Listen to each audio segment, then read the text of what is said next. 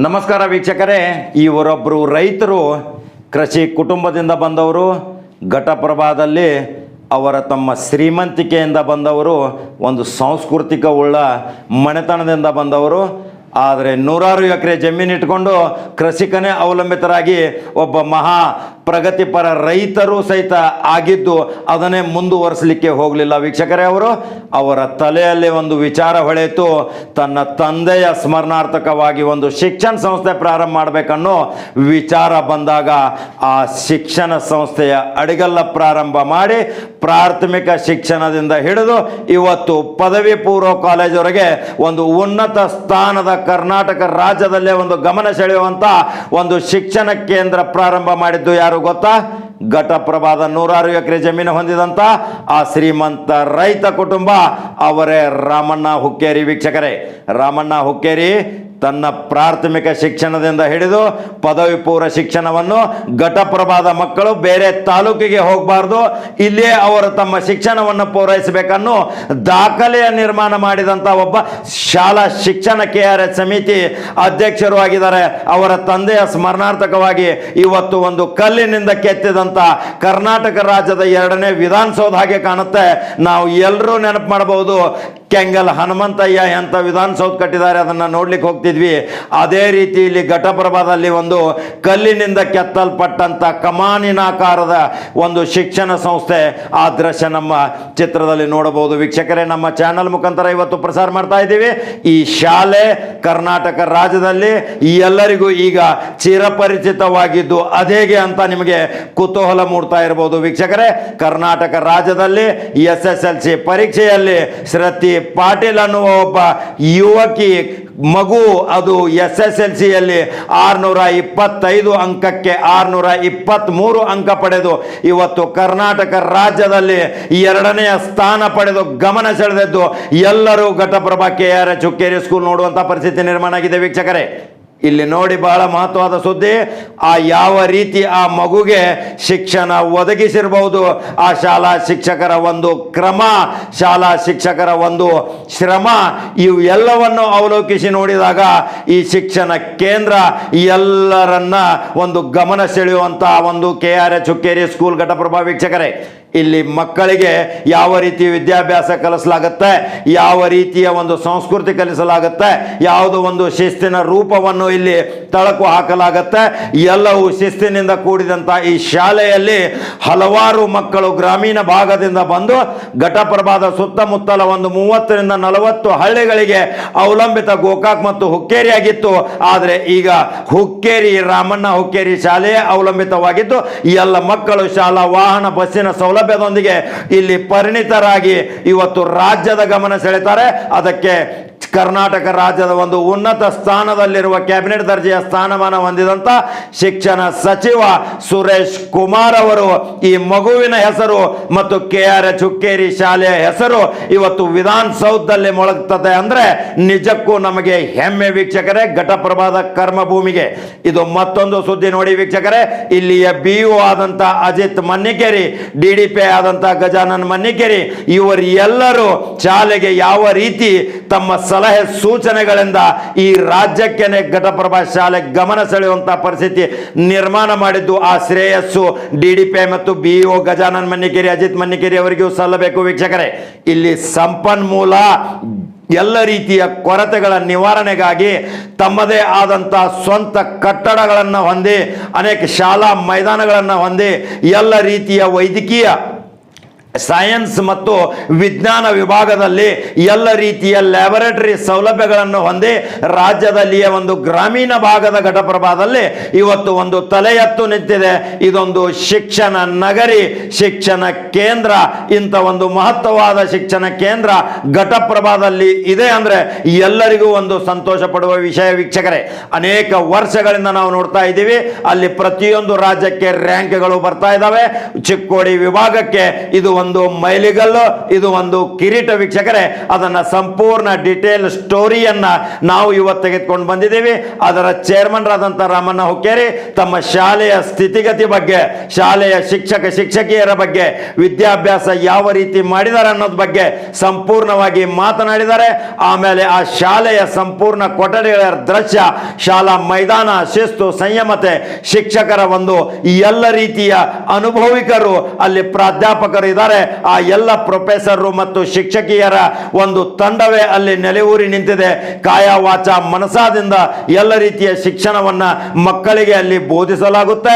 ಆ ಮಕ್ಕಳೇ ಇವತ್ತು ಉಜ್ವಲ ಭವಿಷ್ಯ ನಿರ್ಮಾಣಕ್ಕಾಗಿ ಕರ್ನಾಟಕ ರಾಜ್ಯದಲ್ಲಿ ಎಲ್ಲರೂ ನಾವು ವಿಚಾರ ಮಾಡ್ತಿದ್ವಿ, ಮಂಗಳೂರಿಗೆ ಹೋಗ್ಬೇಕು, ಮೂಡುಬಿದ್ರೆಗೆ ಹೋಗ್ಬೇಕು, ನಮ್ಮ ಮಕ್ಕಳನ್ನ ಅಲ್ಲಿಟ್ಟಿದ್ದೀವಿ ಇಲ್ಲಿಟ್ಟಿದ್ದೀವಿ ಅನ್ನೋದು ಅದನ್ನ ತಲೆಯಿಂದ ತೆಗೆದುಹಾಕಿ ವೀಕ್ಷಕರೇ. ಈಗ ನೀವು ಎಲ್ಲೇ ಇಡೋದು ಲಕ್ಷಾಂತರ ರೂಪಾಯಿ ಖರ್ಚು ಮಾಡಿ ಅವಶ್ಯಕತೆ ಇಲ್ಲ. ಇಲ್ಲಿ ಅತಿ ಕಡಿಮೆ ದರ್ಜೆಯಲ್ಲಿ, ಕಡಿಮೆ ವೆಚ್ಚದಲ್ಲಿ ಘಟಪ್ರಭಾ ಒಂದು ಪ್ರಮುಖ ಕೇಂದ್ರ ಸ್ಥಾನ, ಅದೇ KRH ಹುಕ್ಕೇರಿ ಶಾಲೆ ವೀಕ್ಷಕರೇ.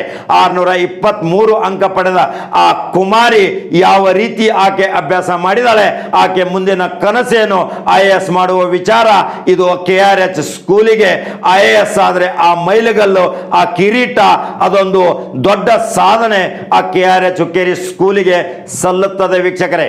ಇನ್ನು ಮುಂದೆ ಅನೇಕ ಪದವಿ ಕಾಲೇಜುಗಳನ್ನ, ಅನೇಕ ಕೈಗಾರಿಕೋದ್ಯಮಗಳನ್ನ, ITI ಡಿಪ್ಲೊಮಾನಂತ ಇಂಜಿನಿಯರಿಂಗ್ ಮಾಡುವಂತ ಅನೇಕ ವಿಧಾನಗಳನ್ನ ಅವರು ಮಾಡಬೇಕು ಅನ್ನುವ ಹಂಬಲ ಮತ್ತು ಆಸೆಗಳನ್ನ ಇಟ್ಕೊಂಡಿದ್ದಾರೆ. ಆ ಆಸೆಗಳು ನೆರವೇರಲಿ. ಯಾಕೆಂದ್ರೆ ಗ್ರಾಮೀಣ ಭಾಗದಲ್ಲಿ ಇಂಜಿನಿಯರಿಂಗ್ ಕಾಲೇಜ್ಗೆ ಹೋಗ್ಬೇಕಾದ್ರೆ ನಾವು ರಾಜಧಾನಿ ಬೆಳಗಾಮಕ್ಕೆ ಹೋಗ್ಬೇಕು ವೀಕ್ಷಕರೇ, 2ನೇ ರಾಜಧಾನಿಗೆ.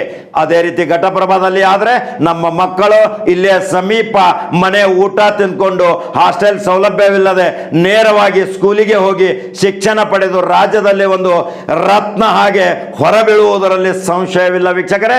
ಆ ಶಾಲೆಯ ಸ್ಥಿತಿಗತಿ, ಆ ಶಾಲೆಯ ವಿನ್ಯಾಸ, ಆ ಶಾಲೆಯ ಒಂದು ಸಂಸ್ಕೃತಿ, ಆ ಶಾಲೆಯ ಒಂದು ಶಿಕ್ಷಣದ ಮಹತ್ವ, ಯಾವ ರೀತಿ ಬೋಧನೆ, ಸಂಪೂರ್ಣ ಕಂಪ್ಲೀಟ್ ಸ್ಟೋರಿ ಇವತ್ತು ನಮ್ಮ ದೃಶ್ಯದಲ್ಲಿ ನೋಡಬಹುದು ವೀಕ್ಷಕರೇ. ನಮಸ್ಕಾರ. ಈಗ ಮತ್ತೆ ಮಹತ್ವದ ಸುದ್ದಿಯೊಂದಿಗೆ ಬರುತ್ತೇನೆ. ನೀವು ನಂಬರ್ 1 ಚಾನಲ್ ಫಾಲೋ ಮಾಡೋದನ್ನು ಮರೆಯಬೇಡಿ, ಸಬ್ಸ್ಕ್ರೈಬ್ ಆಗೋದನ್ನು ಮರೆಯಬೇಡಿ ವೀಕ್ಷಕರೇ, ಲೈಕ್ ಮಾಡೋದನ್ನು ಮರೆಯಬೇಡಿ. ನಮಸ್ಕಾರ.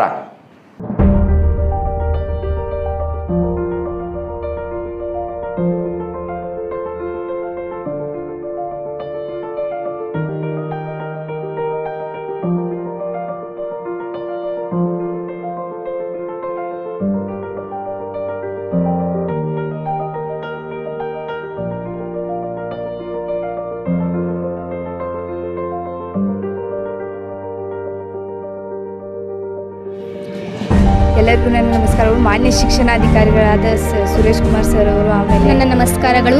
ನಾನು ಸೆಕೆಂಡ್ PUCಯಲ್ಲಿ ರಾಜ್ಯಕ್ಕೆ 8ನೇ ಸ್ಥಾನ ಪಡೆಯಬೇಕಾದ ಗ್ರಾಮೀಣ ಪ್ರದೇಶವಾಗಿ ಇದೊಂದು ಸೇವಾ ಮನೋಭಾವದಿಂದ ನಾವು ಈಗ ಆಡಳಿತ ಮಂಡಳಿಯವರು ಕೆಲಸ ಮಾಡಾಕತ್ತೇವು. ಮುಖ್ಯವಾಗಿ ಹೇಳ್ಕೊಳ್ಬೇಕಂತಂತಂದ್ರೆ ಈಗ ನಮ್ಗೆ ಕಾಡ್ಸಿದ್ದ ದಿವಸಗಳು ಇಲ್ಲವೇ ಇಲ್ಲ. ಪ್ರತಿ ದಿವಸ ನಮ್ಮನ್ನು ಕಾಡ್ತಾ ಇದ್ರು, ಕಾಡಿ ಬಿಡ್ತಾ ಇದ್ರು. ಯಾವುದೇ ಒಂದು ಡಿಫಿಕಲ್ಟೀಸ್ ವಿಷಯ ಆಗ್ತಾ ಇತ್ತಂತಂತಂದರೆ ಅದನ್ನು ಪರಿಹಾರ ಮಾಡ್ಕೋ ತನಕ ಆಕೆ ನಮ್ಗೆ ರಾತ್ರಿ 12 ಗಂಟೆಗೆ ಒಮ್ಮೆ ಕಾಲ್ ಮಾಡಿ ಕೇಳಿದ್ದ ಉದಾಹರಣೆ ಅದಾವೆ.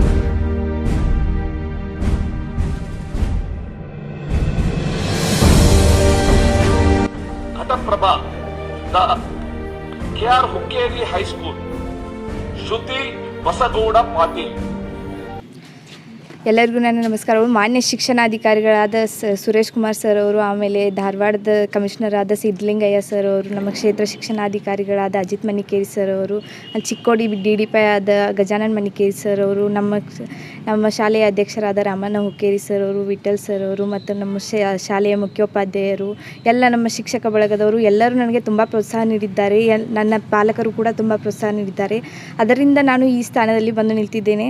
ನನ್ನ ಶಿಕ್ಷಕರು ನನಗೆ ಪ್ರೋತ್ಸಾಹವನ್ನು ನೀಡದಿದ್ದರೆ ನಾನು ಈ ಸ್ಥಾನದಲ್ಲಿ ಇರ್ತೇ ಇರಲಿಲ್ಲ. ಆಮೇಲೆ ನಾನು ಈ ಸ್ಥಾನದಲ್ಲಿ ಬರಬೇಕಾದ್ರೆ ನನ್ನ ಶಿಕ್ಷಕರು ನನಗೆ ತುಂಬ ಸಪೋರ್ಟ್ ಮಾಡಿದ್ದಾರೆ. ನಾನು ಕೆಲವೊಂದು ಸಲ ಗೊಂದಲ ಆಗ್ತಿದ್ದೆ, ನಾನು ಕಾನ್ಫಿಡೆನ್ಸ್ ಕಳ್ಕೊತಿದ್ದೆ. ನಾನು ರಾಜ್ಯ ಮಟ್ಟದಲ್ಲಿ ಏನಾದರೂ ಸಾಧನೆ ಮಾಡಬೇಕು ಅಂತ ಅಂದ್ಕೊಂಡಿದ್ದೆ.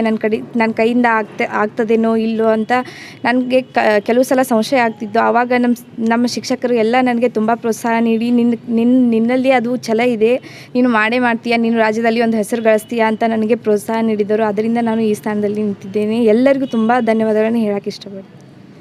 ಎಲ್ಲರಿಗೂ ನನ್ನ ನಮಸ್ಕಾರಗಳು.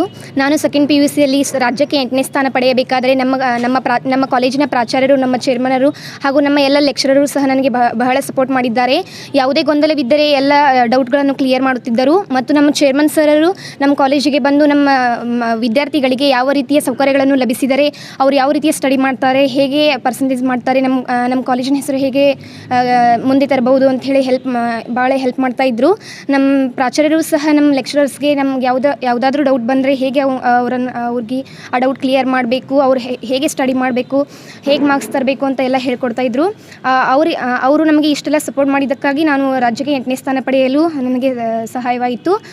ಅವ್ರು ಇರ್ತಾ ಇದ್ದಿರ್ಕಿಲ್ಲ ಅಂದರೆ ನಾನು ಈ ಸ್ಥಾನಕ್ಕೆ ಬರ್ತಿರಲಿಲ್ಲ. ಅವರಿಗೆಲ್ಲರಿಗೂ ನನ್ನ ಧನ್ಯವಾದಗಳನ್ನು ಹೇಳಿ ಇಷ್ಟಪಡ್ತೀನಿ.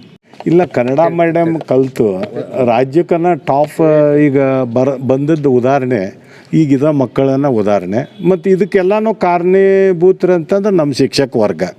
ಈ ಶಿಕ್ಷಕ ವರ್ಗದಿಂದ ನಾವು ಸಾಧನೆ ಈಗ ಈ ವರ್ಷ ನಾವು ಕಂಡಿದ್ದೆವು. ಕಳೆದ 28 ವರ್ಷಗಳಿಂದ ಸತತ ಈ ಪ್ರಯತ್ನ ಇವತ್ತು ನಮಗೆ ಫಲ ಕೊಟ್ಟದ. ಮತ್ತು ರಾಜ್ಯದ ಮೂಲೆಗಳಿಗೆ ಹೋಗೋಕೆ ಇಚ್ಛೆ ಮಾಡ್ತಾರೆ. ನಮ್ಮ ಮಕ್ಕಳು ಚಲೋ ಸ್ಕೋರ್ ಮಾಡ್ರಂದ್ರೆ ಚಲೋ ಸ್ಕೋರ್ ಮಾಡಿದವ್ರನ್ನ ಮಾತ್ರ ಅದ ಮುಂದಿನವ್ರು ತೊಗೋತಾರೆ. ಇಲ್ಲಿ ನಮ್ಮದು 35 ತೊಗೊಂಡು ಈ ಮಕ್ಕಳನ್ನು ರಾಜ್ಯ ಮಟ್ಟಕ್ಕೆ ಬೆಳೆಸ್ತಾರಪ್ಪ ಅಂತಂದ್ರೆ ಅದು ಕನ್ನಡದಾಗ ಅದ್ರ ಕೀರ್ತಿ ನಮ್ಮ ಶಿಕ್ಷಕ ವರ್ಗಕ್ಕೆ ಸೇರ್ಬೇಕಂತೇಳಿ ನನ್ನ ಆಸೆ ಇರುತ್ತೆ. ಗ್ರಾಮೀಣ ಪ್ರದೇಶದೊಳಗೆ ಇದೊಂದು ಸೇವಾ ಮನೋಭಾವದಿಂದ ನಾವು ಈಗ ಆಡಳಿತ ಮಂಡಳಿಯವರು ಕೆಲಸ ಮಾಡಾಕತ್ತೇವು ನಡೆದದ.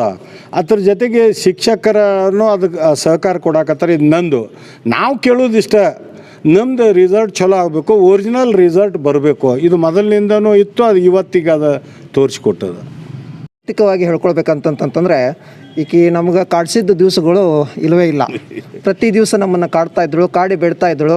ಯಾವುದೇ ಒಂದು ಡಿಫಿಕಲ್ಟೀಸ್ ವಿಷಯ ಆಗ್ತಾಯಿತ್ತಂತಂದರೆ ಅದನ್ನು ಪರಿಹಾರ ಮಾಡ್ಕೋ ತನಕ ಆಕೆ ನಮ್ಗೆ ರಾತ್ರಿ 12 ಗಂಟೆಗೆ ಒಮ್ಮೆ ಕಾಲ್ ಮಾಡಿ ಕೇಳಿದ್ದ ಉದಾಹರಣೆ ಇದ್ದಾವೆ. ಆಕೆ ಕೇಳಿರ್ತಕ್ಕಂಥ ಪ್ರಶ್ನೆಗೆ ನಾವು ಸರಿಯಾದಂಥ ಉತ್ತರಗಳನ್ನು ಕೊಟ್ಟ ಇವತ್ತು ಆ ಮಗು ನಮ್ಮ ಶಾಲೆಗೆ ಕೀರ್ತಿ ಪತಾಕೆಯನ್ನು ತಂದು ಕೊಡ್ತಕ್ಕಂತಹ ಒಂದು ಕೀರ್ತಿಯನ್ನು ಬೆಳಗಿಸಿದೆ. ಅದಕ್ಕೆ ನಾನು ವೈಯಕ್ತಿಕವಾಗಿ ಅಭಿನಂದನೆಗಳನ್ನು ಸಲ್ಲಿಸ್ತಾ ಇದ್ದೀನಿ. ನಮ್ಮ ಶಿಕ್ಷಣ ಸಂಸ್ಥೆಯ ಅಧ್ಯಕ್ಷರಾಗಿರ್ತಕ್ಕಂತಹ ಶ್ರೀಯುತ ರಮಣ ಹುಕ್ಕೇರಿ ಸರ್ ಅವರು ಇವತ್ತು ನಮ್ಮ ಎಲ್ಲ ಶಿಕ್ಷಣ ಬಳಗಕ್ಕೆ ಯಾವುದೇ ರೀತಿಯಾದಂತಹ ಕೊರತೆಯನ್ನು ನೀಡಿಲ್ಲ. ಅದ್ರ ಜೊತೆಗೆ ಇವತ್ತು ವೈಯಕ್ತಿಕವಾಗಿ ನಾನು ಹೇಳ್ಕೊಳ್ಬೇಕಾದ್ರೆ ಇವತ್ತು ರಾಜ್ಯ ಮಟ್ಟದಲ್ಲಿ ಲಾಕ್ಡೌನ್ ಇದ್ದರೂ ಕೂಡ ಎಲ್ಲಿ ಯಾವ ಸಂಸ್ಥೆದವರು ವೇತನ ಕೊಟ್ಟಾರೋ ಬಿಟ್ಟಾರೋ ನನಗೆ ಗೊತ್ತಿಲ್ಲ. ಆದರೆ ಇವತ್ತು ಪ್ರತಿ ತಿಂಗಳ ನಮಗೆ ವೇತನವನ್ನು ಕೊಟ್ಟ ಕೆಲಸ ಇವತ್ತು ನಮ್ಮ ಸಂಸಾರಕ್ಕೂ ಜೊತೆಗೆ ಇವತ್ತು ನಮ್ಮ ಶಿಕ್ಷಣ ರಂಗದ ಬೆಳವಣಿಗೆಗೂ ಕೂಡ ಕಾರಣೀಭೂತರಾಗಿದ್ದಾರೆ ಅಂತ ನಾನು ಹೇಳಿಕೆ ಇಚ್ಛಪಡ್ತಾ ಇದ್ದೀನಿ. ನಮ್ಮ ಶಿಕ್ಷಣ ಸಂಸ್ಥೆಯು ಕಳೆದ 28 ವರ್ಷಗಳಿಂದ ಈ ಒಂದು ಗ್ರಾಮೀಣ ಭಾಗದಲ್ಲಿ ಕಾರ್ಯವನ್ನು ಮಾಡ್ತಾಯಿದೆ.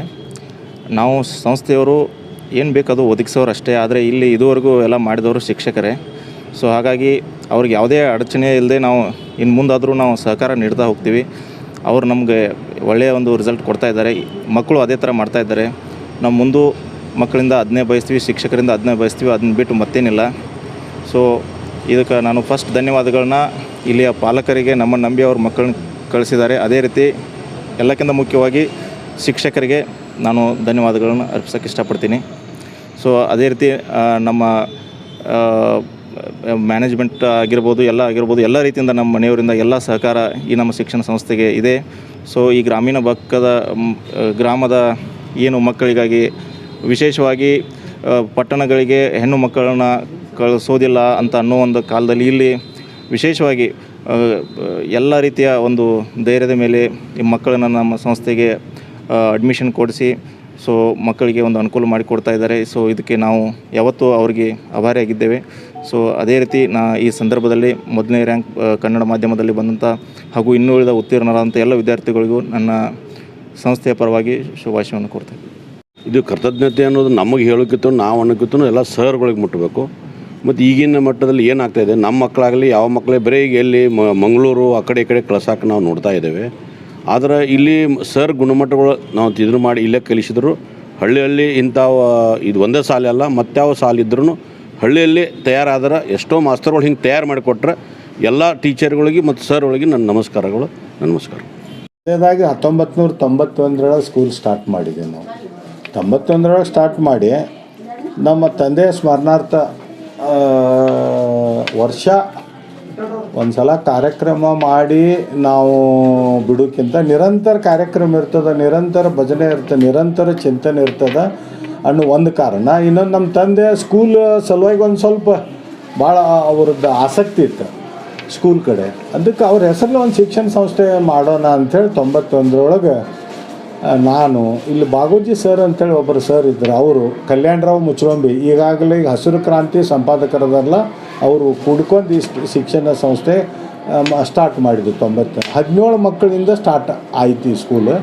ಈಗ ನರ್ಸರಿ LKGಯಿಂದ ಅಪ್ ಟು PUC ಮಟ್ಟ arts, science, commerce, Kannada medium, English medium ಮತ್ತು ಡಿ.ಎಡ್ ಅಂದರೆ ಟೀಚರ್ ಟ್ರೈನಿಂಗ್ ಇನ್ಸ್ಟಿಟ್ಯೂಟ್. ಇದನ್ನು ಕಳೆದ 28 ವರ್ಷದಿಂದ ಈ ಸ್ಕೂಲ್ ಸ್ಟಾರ್ಟ್ ಆಗೈತಿ. ಈ ಡಿ.ಎಡ್ ಸ್ಟಾರ್ಟ್ ಆಗಿ 15 ವರ್ಷ ಆಯ್ತು. ಡಿ.ಎಡ್ ಅಂದರೆ ಟೀಚರ್ ಟ್ರೈನಿಂಗ್ ಇನ್ಸ್ಟಿಟ್ಯೂಟ್.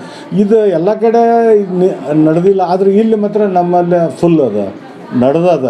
ಮತ್ತು ಇನ್ನು ಕಾಲೇಜ್ 8,500 ಮಕ್ಕಳು ನಮ್ಮ ಕಾಲೇಜಿನಾಗ ಕಲಿತಾ ಇದ್ದಾರೆ. 850 ಮಕ್ಕಳು ಅದಾವ್ರಿ ಆರ್ಟ್ಸ್, ಸೈನ್ಸ್, ಕಾಮರ್ಸ್. ಇನ್ನು ಸಾವಿರಾರು ಮಕ್ಕಳು ಕನ್ನಡ ಮೀಡಿಯಮ್ದಾಗ ಅದಾರೆ. ಯಾವ ಸ್ಕೂಲ್ದಾಗ ಐತಿ ಇಲ್ಲ ನನಗೆ ಗೊತ್ತಿಲ್ಲ, ಆದ್ರೆ ಕನ್ನಡ ಮಾಧ್ಯಮ ಅದು ಭಾಳ ಹಿಂದೆ ಅದ ಅಂತೇನು ಅಂತಿದ್ರಲ್ಲ, ಅದು ತಪ್ಪದ.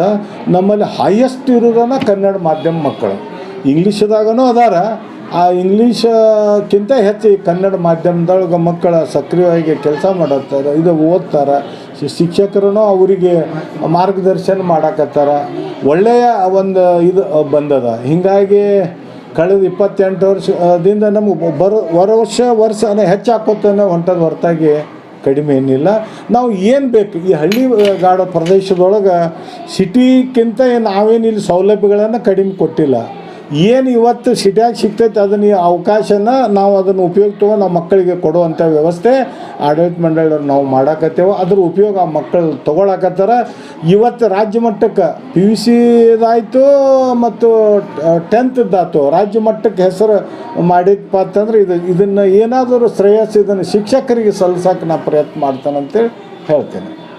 ಕೊಡ್ಬೋದು, ಯಾವುದೇ ಇದ್ದರೆ ವ್ಯವಸ್ಥೆ ಮಾಡಿಕೊಡ್ಬೋದು. ಆದರೆ ಆ ಮಟ್ಟಕ್ಕೆ ಬರಬೇಕಾದ್ರೆ ಮಕ್ಕಳ ಸತತ ಪ್ರಯತ್ನ, ಶಿಕ್ಷಕರ ಒಂದು ಇದು ಈ ಇದರಿಂದ ಅದು ರಾಜ್ಯ ಮಟ್ಟಕ್ಕೆ ಬಂದೈತೆ ಅಂತ ಹೇಳಕ್ಕೆ ನಮಗೆ ಭಾಳ ಹೆಮ್ಮೆ ಅನ್ನಿಸ್ತದೆ. ಮತ್ತು ನಮ್ಮ ಜೀವನನೂ ಇವತ್ತು ಒಬ್ಬ ರೈತನ ಮಗನಾಗಿ ನಾನು ಏನು ಇವ್ರು ಶಿಕ್ಷಣ ಇದನ್ನು ಕೊಡ್ತಾರಪ್ಪ ಅಂತ ಅನ್ನೋದನ್ನು ಆ ಮಕ್ಕಳು ಇವತ್ತು ನಮ್ಮನ್ನು ಹೋಗಲಾಡಿಸಿ ಮುಕ್ತ ಮಾಡ್ಯಾರಪ್ಪ ಅಂತ ಅನಿಸ್ತೈತಿ. ಒಬ್ಬ ಪ್ರಯತ್ನ ಪಟ್ಟರೆ ರಾಜ್ಯ ಮಟ್ಟದಾಗೂ ಹೆಸರು ಮಾಡ್ಬೋದು ಅಂತೇಳಿ ಇವತ್ತು ತೋರಿಸ್ಕೊಟ್ಟಾರ. ಅದಕ್ಕೆ ಆ ಮಕ್ಕಳಿಗೂ ನಾನು ಧನ್ಯವಾದ ಹೇಳೋಕ್ಕೆ ಪ್ರಯತ್ನ ಮಾಡ್ತೇನೋ. ಅದ್ರ ಜೊತೆಗೆ ಎಲ್ಲ ನಮ್ಮ ಶಿಕ್ಷಕ ವೃಂದಕ್ಕೆ ಇವತ್ತು ನನಗೆ ಒಂದು ಒಳ್ಳೆಯ ಹೆಸರೇನು ಇದನ್ನು ಕೊಟ್ಟಾರಲ್ಲ, ಅವ್ರಿಗೂ ನಾನು ಕೃತಜ್ಞತೆ ಸಲ್ಲಿಸೋಕ್ಕೆ ಪ್ರಯತ್ನ ಮಾಡ್ತೇನೆ.